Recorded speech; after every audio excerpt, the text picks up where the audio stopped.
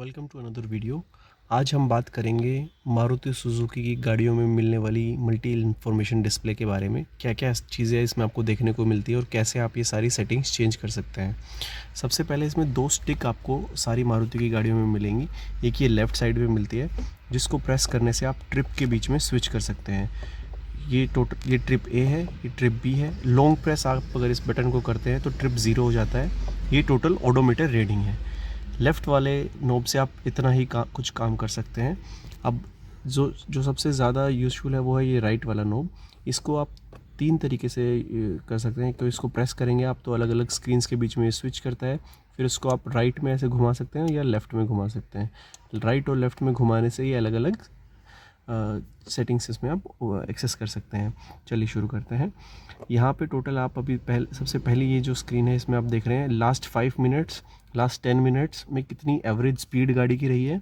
उसके नीचे टोटल कितने टाइम के लिए गाड़ी का इंजन स्टार्ट रहा है वो टोटल टाइम दिखा रहा है। सबसे ऊपर यहाँ पर आउटसाइड टेम्परेचर और टाइम दिखाता है। चलिए नेक्स्ट स्क्रीन पे हम स्विच करते हैं। स्क्रीन्स के बीच में स्विच करने के लिए राइट वाले नोब को आपको सिंगल टैप करना है। ये टोटल आइडल स्टार्ट स्टॉप से कितना फ्यूल सेव हुआ है और कितने टाइम के लिए आइडल स्टार्ट स्टॉप पे गाड़ी स्टॉप रही है वो दिखा रहा है। ये स्क्रीन आपको डेट एंड टाइम दिखा रही है। यहाँ पर मोशन सेंसर है।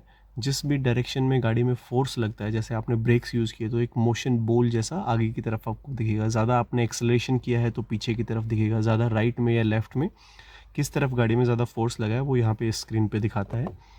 उसके बाद में यहाँ पे पावर और टॉर्क का ये ग्राफ बन के आता है, कितना पावर और टॉर्क जनरेट हो रहा है। यहाँ पे इस स्क्रीन पे आप रखेंगे तो आप देख पाएंगे। यहाँ पे ब्रेकिंग और एक्सेलरेशन मोड आएगा। जितना आपने ब्रेक्स यूज़ किया, कितना आपने एक्सेलरेटर यूज़ किया वो यहाँ पर आपको दिखाएगा। ये क्योंकि एक स्मार्ट हाइब्रिड गाड़ी है, ज़्यादातर 1500 सीसी की जो कार्स आती है मारुति की, जैसे कि grand Vitara, XL6, Ertiga, Ciaz, वो सारी स्मार्ट हाइब्रिड टेक्नोलॉजी के साथ आती हैं। उनमें एक एडिशनल बैटरी लगी होती है और एक मोटर लगी होती है। तो यहाँ पे आपको दिखाएगा कि कब आपकी गाड़ी मोटर से असिस्ट हो रही है और कब बैटरी चार्ज हो रही है। नेक्स्ट स्क्रीन ब्लैंक है। उसके बाद में यहाँ पे गाड़ी की एवरेज फ्यूल इकोनॉमी और रेंज दिखाता है। और ये इस स्क्रीन पे आपको इंस्टेंट फ्यूल इकोनॉमी दिखाएगा लास्ट 5, 10 और 15 मिनट्स की। ये सारे स्क्रीन्स थे। उसके बाद हम बात करते हैं अलग अलग सेटिंग्स के बारे में। तो राइट वाले नोब को आप लॉन्ग प्रेस करके रखेंगे तो कुछ इस तरीके से ये सेटिंग्स ओपन हो जाएंगे। अब इसको आप राइट की तरफ ट्विस्ट करेंगे तो आप नेक्स्ट सेटिंग में, या लेफ़्ट की तरफ ट्विस्ट करेंगे तो प्रीवियस सेटिंग में आ पाएंगे और प्रेस करने से आप एंटर कर पाएंगे। तो सबसे पहले डिस्टेंस यूनिट है तो किलोमीटर और माइल्स में आप इसको यूज़ कर सकते हैं। फ्यूल इकोनॉमी आपको कैसे मेजर करनी है, किलोमीटर पर लीटर में, लीटर पर 100 किलोमीटर में, या माइल्स पर गैलन में, जो कि यूके में यूजुअली यूज़ करते हैं, वो आप चेंज कर सकते हैं। लैंग्वेज, इसमें कई सारे ऑप्शंस आपको मिलते हैं। अलग अलग लैंग्वेजेस आप इसमें यूज़ कर सकते हैं। हिंदी ऑफ कोर्स नहीं मिल रही है।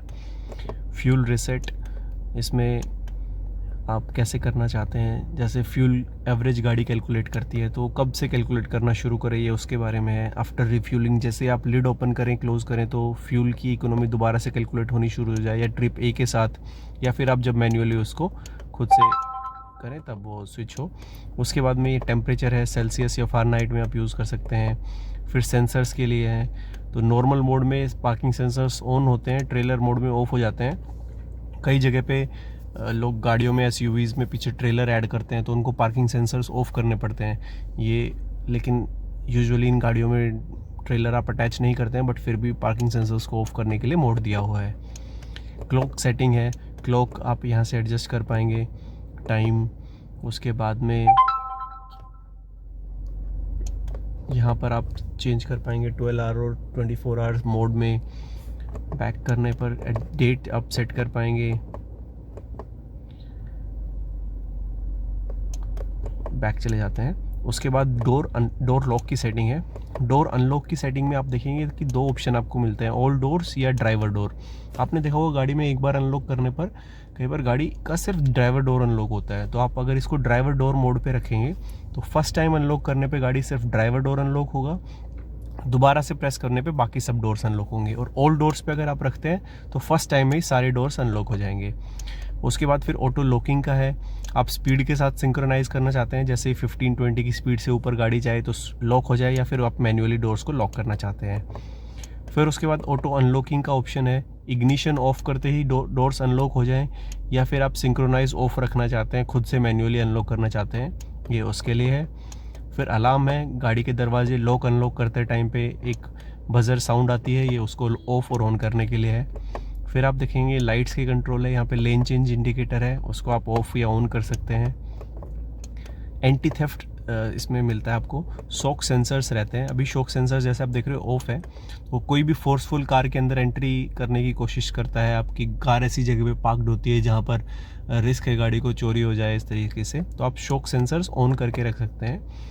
उसके बाद में इसमें 2 लेवल्स होते हैं, एक प्री वार्निंग होती है जिसमें 15 अलग अलग लेवल्स हैं, जिसमें लेवल 1 सबसे कम सेंसिटिव है और लेवल 15 सबसे ज़्यादा सेंसिटिव है। तो आप जो भी सेंसिटिविटी का लेवल चूज़ करना चाहते हैं वो चूज़ कर सकते हैं डिपेंडिंग ऑन द लोकेलिटी, कैसी लोकेलिटी में आप रहते हैं। तो प्री वार्निंग में 2.5 सेकेंड्स के लिए अलार्म बजता है, और F इज़ फाइनल वार्निंग जिसमें 27.5 सेकेंड के लिए अलार्म बजता है।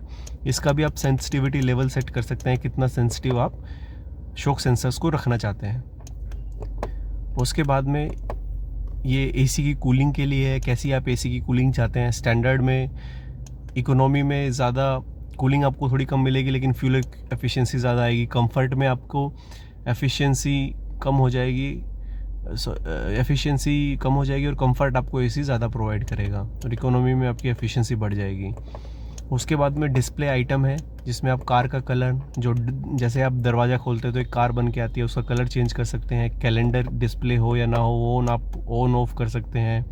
कैलेंडर की डेट का फॉर्मेट आप क्या चाहते हैं वो यहाँ से चेंज कर सकते हैं। फ्यूल इकोनॉमी हिस्ट्री आप देखना चाहते हैं कि वो नहीं, वो चेंज कर सकते हैं। मोशन हिस्ट्री आपको देखना है कि नहीं, जिसमें मैंने आपको दिखाया था एक बॉल के जैसे बन के आता है, वो आप ऑन ऑफ कर सकते हैं। आइडलिंग डिस्प्ले आप ऑन ऑफ कर सकते हैं। आइडलिंग वोम आप ऑन ऑफ कर सकते हैं। ये सब डिस्प्ले से रिलेटेड है। रीजनरेशन डिस्प्ले इसमें हो कि ना हो वो भी आप ऑन ऑफ कर सकते हैं। उसके बाद एनिमेशंस है, वार्निंग इसमें लाइट्स बन के आए वो आप ऑन ऑफ कर सकते हैं ऑफ कोर्स, और डिफ़ॉल्ट सेटिंग है। तो ये सारे चीज़ें थी जो कि आपको मारुति के इंफोटेनमेंट इसमें MID में आपको सेटिंग्स मिलती है। Thank you.